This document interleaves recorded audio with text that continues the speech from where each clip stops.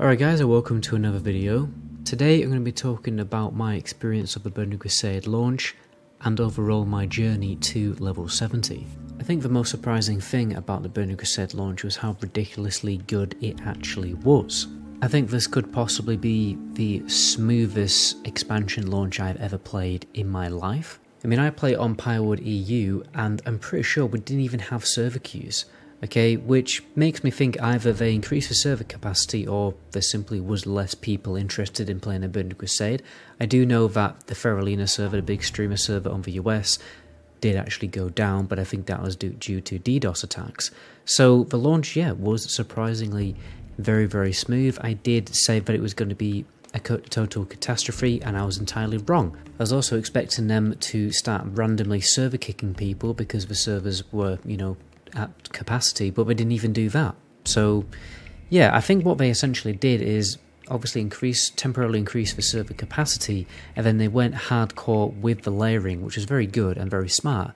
On my server there was a total of 15 layers at one point, and they kept the server very stable, and if I wanted to go out into the open world and do solo questing, I could have done very easily.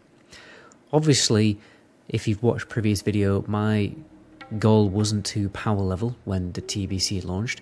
My goal was to make gold while leveling, because sometimes when you sell items very early on an expansion launch, you can make a ridiculous amount of gold, and I did. Okay, I actually made about 3,000 gold within the first week of the TBC launch, and you have to bear in mind that I'm not much of a gold farmer. I didn't even do that much farming, to be honest.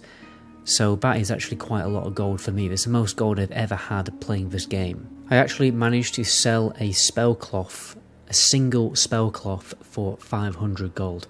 In fact, I sold all of my cloth cooldowns basically for over I think it was 1,100 gold in total. So when the game launched, I did go really hardcore. I was streaming for a total of 26 hours. And I think I was awake for much longer than that, like going way over 30 hours. I got to a point where I stopped getting tired, it was that bad. But anyway, after that big burst at the launch of the game, I did go much more casual. After a few days, I focused more on work. I've actually taken a full week off actually playing the game since the game launched, because in England right now the weather is just too good to ignore. And we don't get good weather very often, so I had to take advantage of it.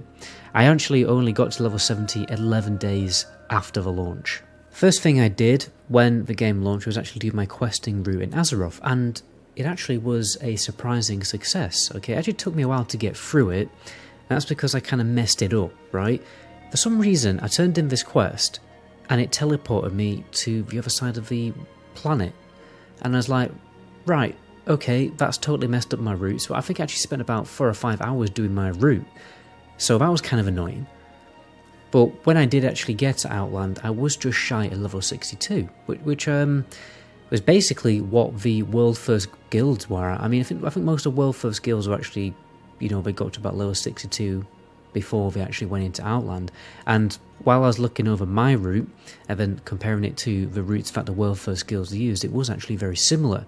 And that definitely gave me a much needed boost, because what I wanted to do the second I went into Outland is go to an area that wasn't going to be contested by other people, i.e. skip Hellfire Peninsula and Zangamash. I wanted to go straight to Taroka Forest and start attacking higher level enemies to farm cloth. Okay, so I went to the little location in Taroka Forest where you obviously farm some of your signets, which again we actually sold for a lot of gold as well. Other rep items were selling for loads on launch. And my first priority was basically just level up my tailoring to 350 as soon as humanly possible, and then basically start crafting those spellcloth cooldowns. Right, I don't have a million tailoring alts like everyone else. I only have one character. I may get tailoring on more characters in the future, but I probably won't. Okay, and like I said before, I made over 1,000 gold just with my cloth cooldowns, and I've made 3,000 gold, which will probably last me a good while. So I'm quite happy with that. I probably won't do any gold farming for a very long time. Another trick I wanted to do was try and get to the Elemental Plateau very early. I did actually get to the Elemental Plateau at level 62, but we ran into a little bit of a problem, okay? And by the way, we got there, I didn't record how we got up there, it's a little bit of an exploit.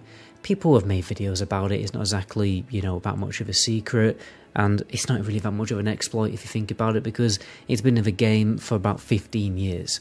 So anyway, moving on, I got up to Elemental Plateau at level 62, then we encountered a problem, okay?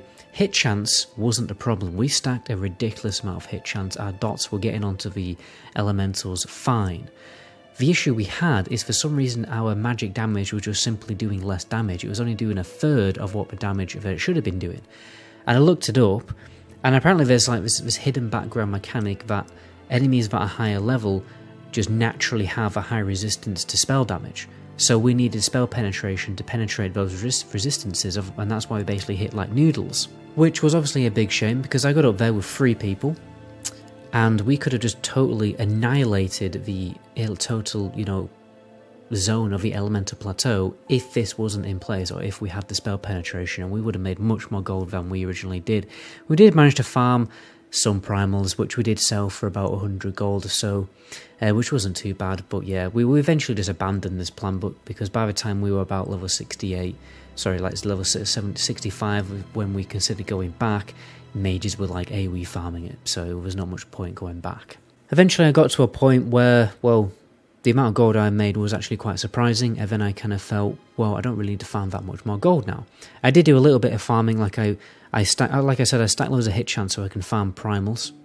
So I did go to other locations where you could farm primals. I made probably about 500 gold of primal manners by farming them in Neverstorm, a few hundred gold from farming primals in Shadowmoon Valley, because I had so much hit chance I could just take on these high level enemies, and that definitely helped me make some really good, don't even know what that word is, some good early gold. And then after I'd made enough gold, I basically just did the boring dungeon spam like everyone else. The reason why I wanted to do dungeons mostly to level 70 is because I wanted to save the quests for when you do them at level 70, because obviously when you do quests at level 70 you get gold, right? You do sometimes get gold even though you're not level 70, but there's a lot of quests where you basically get no reward other than, well, nothing, right? But when you're level 70 you get gold for pretty much every single quest, so I'm saving that in the tank for when it's totally impossible to farm primals in the open world because there's no layers and mages are just AoE farming them constantly, yada yada yada. So I can go in the future to just, you know, do some solo chilled gold farming, like half an hour a day, just doing some quests to get some decent gold in the future for my raids. But obviously if I did loads of quests all the way up until level 70, I wouldn't have been able to do that, because I wouldn't have any quests left over. Plus obviously when you're higher level and you've got much better gear, you can do those quests much faster, so it'll be much faster to farm gold later on. Then, like I've been telling people for probably about a year now, I did my Karazhan achievement at level 68, got that out of the way, and then obviously I actually thought for some reason that you can get flying mat at level 68. I swear I've played private servers where you could, so I had to wait until level 70 to finish off my Karazhan achievement. I've only just got that finished, and I am actually going to be doing my first Karazhan run tonight. And I'm actually going to be leading it. It's the first time I've led a Karazhan run, apart from that one that I did on a beta, which wasn't particularly serious, and it was a pug and everything like that, and it was a total disaster. So yeah, should be interesting. By the way, if you want to, you know, watch me playing Karazhan live and, you know, raid leading Karazhan live and everything like that, be sure to check out my Twitch. You can find that in the description below. But honestly guys, like from here I plan to take TBC much more casually than I normally do. You know, I've gone hardcore on many private servers in the past. I've been there and I got the t-shirt. I don't need to do it again. I have nothing to prove. I don't really care about clearing raids before other guilds. I don't really care about speedrunning or anything like that. I mostly care more about, I guess, the social aspect of playing an MMO and a social part of World of Warcraft and being in a guild and all those kind of great things that, you know, have a unique selling point of an MMO that you don't get from other games. That's what I'm more focused on now, taking the game more casually, trying to be more social, and just sitting back, smelling the roses and enjoying myself really, because the guild is, you know, fully formed now. We've got like a good roster. We've got loads of great people in the guild, so we're just finishing off helping people get into level 70, get Karazhan achievement, and then, you know, working together to get all this really good crafted gear crafted for the whole guild. Anyway guys, I'll stop rambling now because I've got to go and make my tea and get ready for Karazhan. My name is MetaGoblin. Until the next video, ciao.